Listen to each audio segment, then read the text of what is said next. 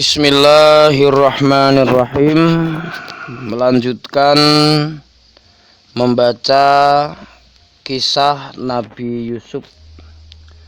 Berikutnya bab Yusuf dan godaan Nyonya Futifar.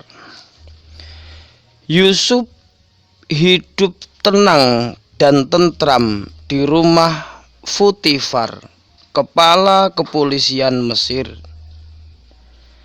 Sejak ia menginjakkan kakinya di rumah itu, ia mendapat kepercayaan penuh dari kedua majikannya, suami istri. Mengurus rumah tangga mereka dan melaksanakan perintah dan segala kebutuhan mereka dengan sungguh hati, ikhlas dan kejujuran. Tiada menuntut upah dan balasan atas segala tenaga dan jerih payah yang dicurahkan untuk kepentingan keluarga. Ia menganggap dirinya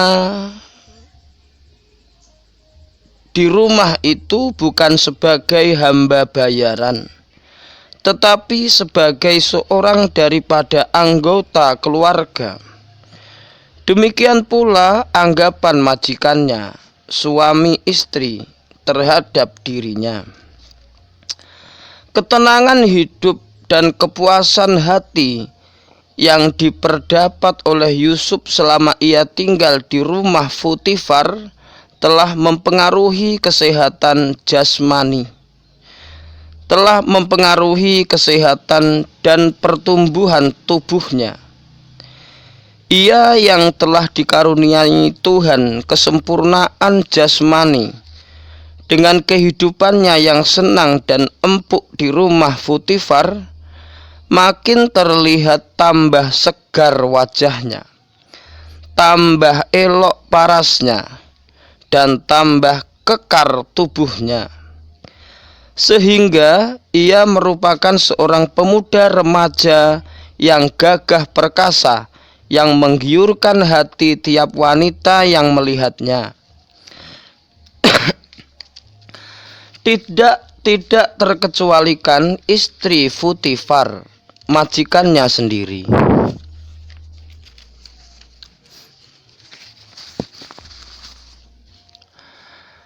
Bahkan bukan tidak mungkin bahwa ia akan menjadi rebutan kaum pria, andai kata ia hidup di kota Sadum di tengah-tengah kaum Nabi Lut pada masa itu. Pergaulan sehari-hari di bawah satu atap rumah antara Yusuf, pemuda remaja yang gagah perkasa, dan Nyonya Futifar, seorang wanita muda cantik dan ayu, tidak akan terhindar dari resiko terjadinya perbuatan maksiat. Bila tidak ada kekuatan iman dan takwa yang mengekang hawa nafsunya yang amarah,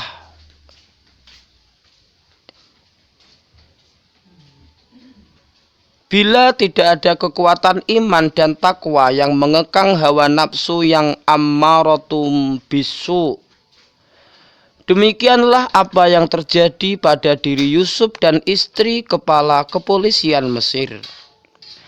Pada hari-hari pertama Yusuf berada di tengah-tengah keluarga, Nyonya Futifar tidak menganggapnya dan memperlakukannya lebih dari sebagai pembantu rumah tangga yang cakap, tangkas, giat dan jujur, berakhlak dan berbudi pekerti yang baik. Ia hanya mengagumi sifat-sifat luhurnya itu, serta kecakapan dan ketangkasan kerjanya dalam menyelesaikan urusan dan tugas yang dipasrahkan kepadanya. Akan tetapi, memang rasa cinta itu selalu didahului oleh rasa simpati. Simpati dan kekaguman Nyonya Futifar terhadap cara kerja Yusuf lama-kelamaan berubah menjadi simpati dan kekaguman terhadap bentuk badan dan paras wajahnya. Gerak-gerik dan tingkah laku Yusuf diperhatikannya dari jauh dan diliriknya dengan penuh hati-hati. Bunga api cinta yang masih kecil di dalam hati Nyonya Futifar terhadap Yusuf makin hari makin membesar dan membara tiap kali ia melihat Yusuf berada di dekatnya atau tiap kali ia mendengarnya dan suara langkah kakinya. Walaupun ia berusaha hendak memadamkan api yang membara di dadanya itu dan hendak mengekang nafsu birahi yang sedang bergelora di dalam hatinya untuk menjaga gengsinya sebagai majikan dan mempertahankan kedudukannya sebagai istri kepolisian. Namun ia tidak berdaya menguasai perasaan hati dan hawa nafsunya dengan kekuatan akalnya. Bila ia duduk seorang diri, maka terbayanglah di depan matanya paras Yusuf yang elok dan tubuhnya yang bagus, dan tetaplah melekat bayangan itu di depan matanya dan di dalam hatinya.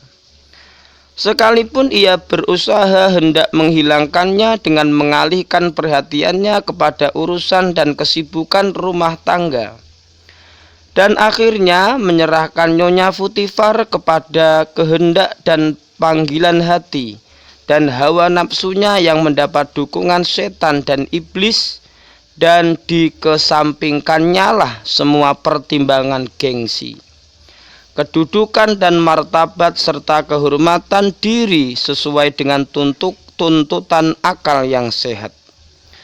Nyonya Futifar menggunakan taktik memancing-mancing Yusuf agar ia lebih dahulu mendekatinya, dan bukan dia yang harus mendekati Yusuf lebih dahulu guna menjaga kehormatan dirinya sebagai istri kepala kepolisian. Ia selalu berdandan dan berhias rapi bila Yusuf berada di rumah, merangsangnya dengan kewangian dan dengan memperagakan gerak-gerik dan tingkah laku sambil menampakkan seakan-akan tidak dengan sengaja bagian tubuh yang biasanya dapat menggiurkan hati orang lelaki.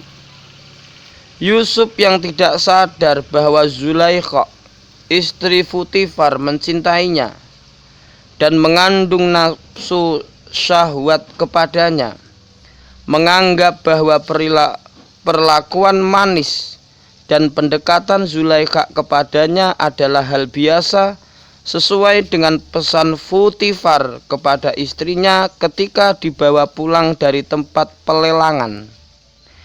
Ia berlaku biasa, sopan santun dan bersikap hormat, dan tidak sedikit pun terlihat dari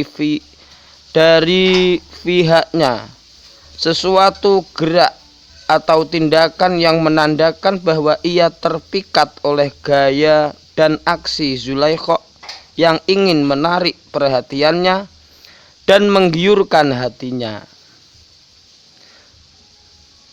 Yusuf sebagai calon nabi telah dibekali oleh Allah dengan iman yang mantap, akhlak yang luhur, dan budi pekerti yang tinggi. Ia tidak akan terjerumus melakukan sesuatu maksiat yang sekaligus merupakan suatu tindakan khianat terhadap orang yang telah mempercayainya, memperlakukannya sebagai anak dan memberinya tempat di tengah-tengah keluarganya. Sikap dingin dan acuh tak acuh dari Yusuf terhadap rayuan dan tingkah laku Zulaikha yang bertujuan membangkitkan nafsu syahwatnya menjadikan Zulaikha bahkan tambah panas hati dan bertekad akan berusaha terus sampai maksudnya tercapai. Jika aksi samar-samar yang ia lakukan tetap tidak dimengerti oleh Yusuf yang dianggapnya berdarah dingin itu, maka akan dilakukannya secara terus terang dan kalau perlu dengan cara paksa sekalipun.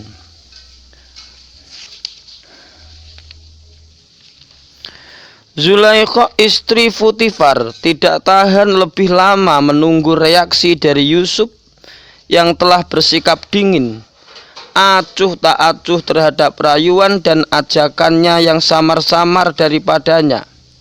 Maka pada kesempatan sang suami tidak berada di rumah, masuklah Zulaikha ke kamar tidurnya, seraya berseru kepada Yusuf agar mengikutinya. Yusuf segera mengikutinya dan masuk ke kamar di belakang Zulaikha, sebagaimana ia sering melakukannya bila dimintai pertolongan melakukan sesuatu di dalam kamar. Sekali-kali tidak terlintas dalam pikirannya bahwa perintah Zulaikha kali itu kepadanya untuk masuk ke kamarnya bukanlah perintah rutin untuk melakukan sesuatu yang rutin pula yang biasa diperintahkan kepadanya. Ia baru sadar ketika begitu ia berada dalam kamar, pintu dikunci oleh Zulaikha, tabir disisihkan, dan seraya berbaring berkatalah ia kepada Yusuf, "Ayo, hai Yusuf, ini aku sudah siap bagimu. Aku tidak tahan menyimpan lebih lama lagi rasa rinduku kepadamu.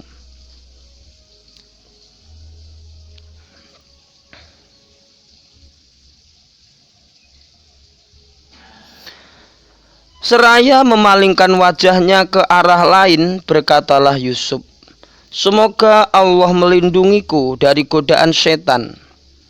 Tidak mungkin, wahai Tuan putriku, aku akan melakukan maksiat memenuhi kehendakmu.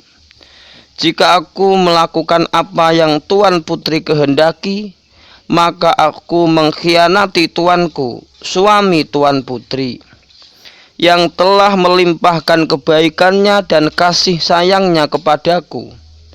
Kepercayaan yang dilimpahkan olehnya kepadaku adalah suatu amanat yang tidak dapat aku cederai. Sekali-kali tidak akan kubalas budi baik tuanku dengan pengkhianatan dan penodaan nama baiknya. Selama itu Allah pun akan murka kepadaku dan akan mengutukku bila aku lakukan apa yang Tuan putri minta daripadaku. Allah Maha mengetahui segala apa yang diperbuat oleh hambanya." Cukup sekian, kita lanjutkan lain waktu.